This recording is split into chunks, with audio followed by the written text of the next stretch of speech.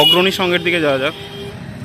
রবীন্দ্রনগর উন্নয়ন সমিতির পূজা মণ্ডপটা থেকে বেরিয়ে ওই রাস্তা ধরেই খানিকটা এগিয়ে বাঁ দিকে পড়বে এই অগ্রণী সংঘের পূজা মণ্ডপটি। বেশ সুন্দর থার্মোকলের ডিজাইন দিয়ে করা। এবার আস্তে আস্তে মণ্ডপের ভেতরে প্রবেশ করা যাক এবং দেখা যাক কিভাবে সাজিয়ে তোলা হয়েছে এখানকার পূজা মণ্ডপটিকে।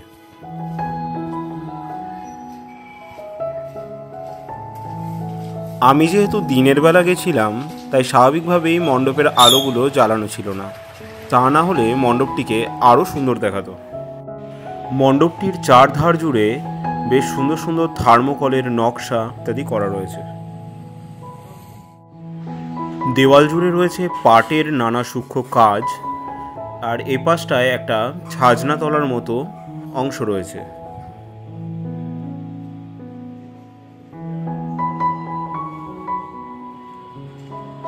এবার এখানকার সুন্দর প্রতিমা দর্শন করা যাক।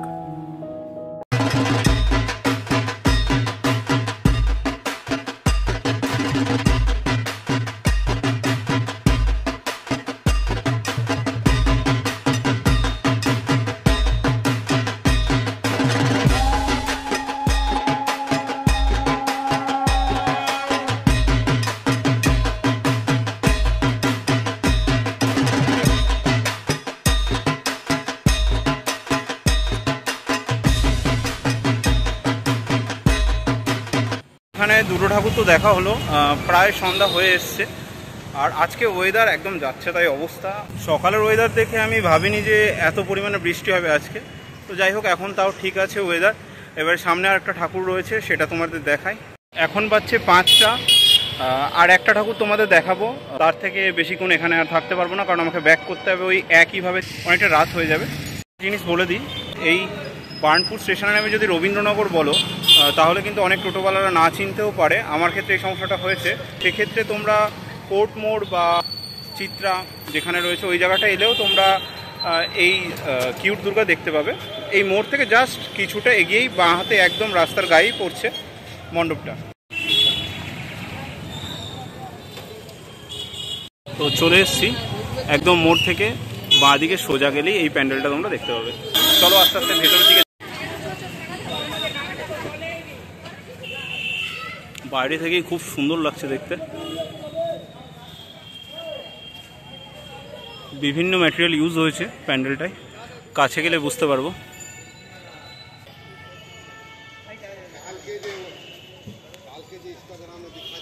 চলো, এখানে এনাদের যে ব্যানারটা সেটা খুব ভালো লাগলো দেখে। ধর্ম যার যার, উৎসব সবার, রাধানগর রোড অ্যাথলেটিক ক্লাব সার্বজনীন দুর্গোৎসব কমিটি। তো প্যান্ডেলটা খুব সুন্দর করেছে, দেখাই তোমাদের। এই যে অংশটা দেখতে পাচ্ছি, এটা এই যেটা দেখছো এটা হচ্ছে অশ্বত্থ গাছের পাতা। পাতাটা জলে পচিয়ে দিলে এরকম জালি আকার ধারণ করে। আর নারকলের দড়ি, আমড়ার আটি, তালপাতা, খেজুর পাতা, মাদুর, খেজুর পাতার যে ঝাড়ু হয় না, তো ওই খেজুর পাতার বিভিন্ন অংশ এসব দেখতে পাচ্ছি। আর নারকেল গাছের বিভিন্ন অংশ, যে এগুলো দেখছো না, দেখবে নারকেল যখন বেরোয়, নারকেলের ফুল যখন বেরোয় তখন এগুলো থাকে ছোবড়ার মতো, এই অংশগুলো থাকে, ওগুলো কেটে কেটে করেছে।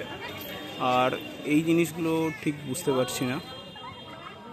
এখানে প্যান্ডেলে ব্যবহৃত বিভিন্ন উপকরণগুলো লিস্ট আকারে সাজিয়ে দিয়েছে।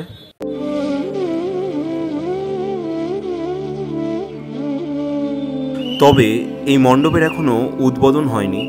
সন্ধ্যা 7:30টায় উদ্বোধন হবে, তাই আমি ভেতরে গিয়ে দেখাতে পারলাম না।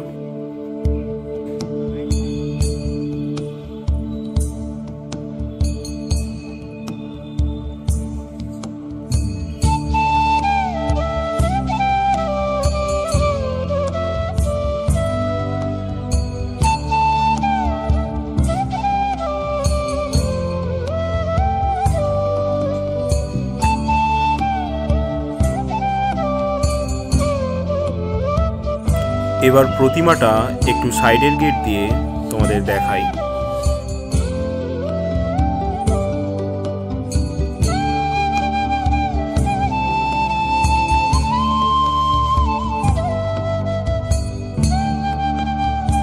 তো আমি বার্নপুর থেকে এবারে বাস ধরে নিয়েছি, এটাই বেটার, কারণ আমাকেও আসানসোল স্টেশনে অনেকক্ষণ ওয়েট করতে হয়েছিল ট্রেনের জন্য।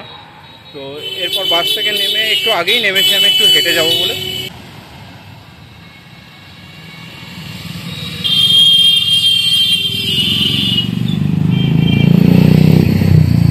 এখানে একটা জিনিস ভালো, সেটা হচ্ছে যানবাহনের ভাড়াটা কম, মানে টোটো বাস এগুলো ওই 10 টাকা এমন করেই ভাড়া। এটাই যদি বর্ধমান সাইডে হতো তো অনেকটা ভাড়া ওরা নেয় আর কি, ওরা একটু বেশি দূরত্ব হলেই ভাড়াটা ডবল 3 ডবলও নিয়ে নেয়। তো যাই হোক, এটাই বেটার, তোমরা আসলে বাস করে নেবে কিংবা টোটো যাই পাবে। আমি এখন চলে এসেছি আসানসোল স্টেশন, এরপর এখান থেকে ট্রেন ধরবো।